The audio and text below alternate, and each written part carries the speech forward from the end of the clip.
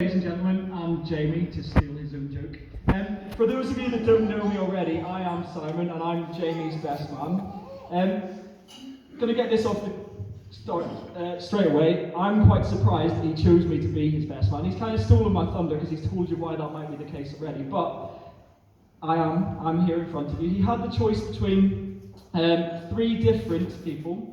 He could have chosen Mr. Tooth, who's very kindly filming for us today, who is, well, he exudes sense and sensibility and would have definitely done a better job of this speech than I'm about to do. He could have chosen Mr. Byatt, sat over there, Lookman, the L in our JLS sandwich, with his slick choreographed dance moves that you will see later on, and his collection of snapback caps that he thinks hide his bald spot, but they don't. That's two now, Ben. Come on, one more try. And I'm pretty certain that most people who know me would agree that my sense of humour is pretty disgusting.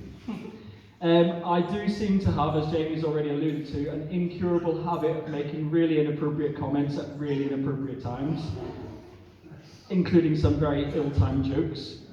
I generally put my foot in it a lot. I'm also a massive fan of gossip, so when my best mates come and tell me their deepest, darkest secrets, they don't really stay secret anymore. So picking me as his best man was possibly not his best thing he could have done this evening, because I know all the dirt there is on Jamie. If it's not in the speech now, ask me later on and you will find out. So, Jamie seems to have shared some of these concerns when he was picking his best man. He was wisely wary of them.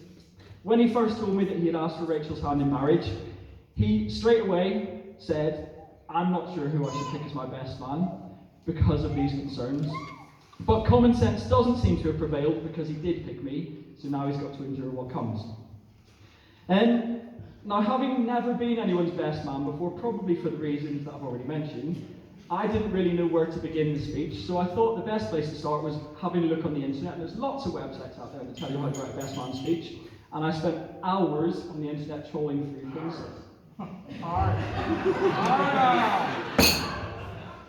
I spent longer than 60 minutes. And I found lots of really, really interesting stuff, but then I realised that I was supposed to be writing a speech and not watching B.B. Jones' latest movie, so I decided I better log off and move on. If you don't know who B.B. Jones is, ask Jamie later.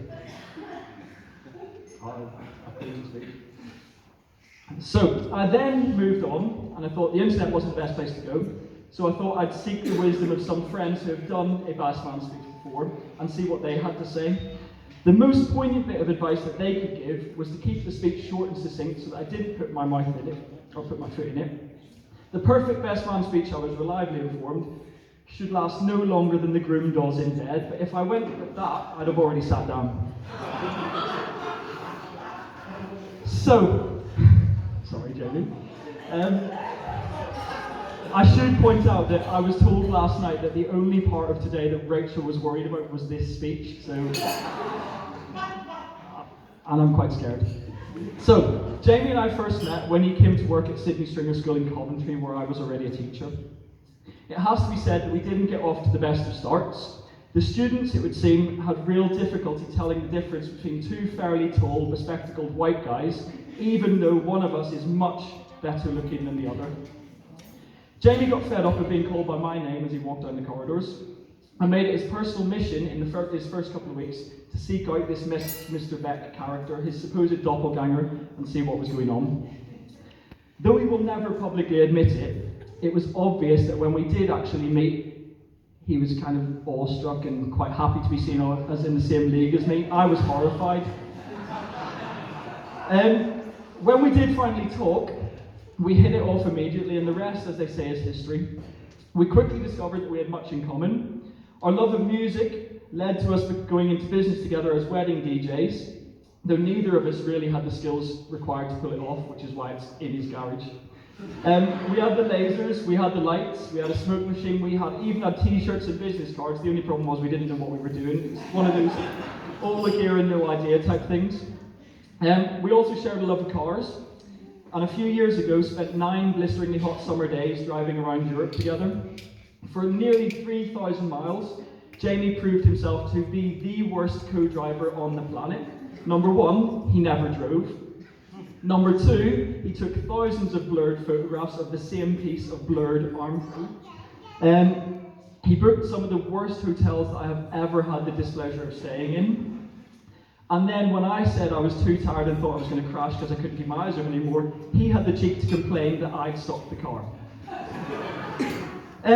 We have, however, always been there for one another when needed. Jamie was always just a phone call away when I went through some dodgy times with difficult ex-girlfriends. And I was always there for Jamie when he needed some free labour, such as when he wanted him to move house. Rachel quickly got in on that as well, because I found that they invited me up once to stay because I thought they wanted my company, but actually they just wanted their patio jet washed. They just wanted the slave labour.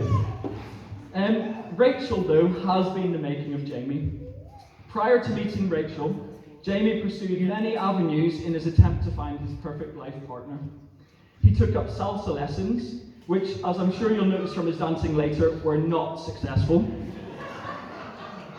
He took up going to the gym, which resulted not only in him smashing himself in the face with a dumbbell, but my fellow groomsman Lookman decided to get in on the act and hit him with a barbell and put him in hospital.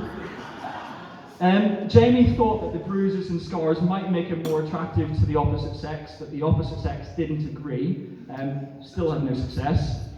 So in desperation, one Friday night, Jamie gave Lookman and I a call and told us that he needed to be dropped off at Rainbows, in the hope that he might find his perfect life partner there. Now, if you know what Rainbows is, you'll know what he was looking for, but even they didn't want him. Fortunately, though, his cousin's fiancée Ruth stepped in and engineered Jamie and Rachel's first meeting 5 years ago, and they've been together ever since. Jamie is an incredibly lucky man. He will leave here tonight with a wife who is warm, caring, loving, and genuine, the yin to his yang. Rachel has done well too. She will leave the castle today with a lovely dress and some really nice flowers.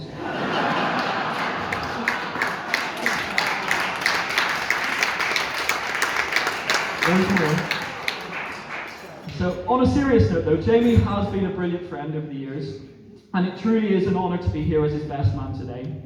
We've had some excellent times together, and I know that we will continue to do so. When he told me that he had asked Rachel to marry him, I was delighted, and I wish them both all the happiness in the world.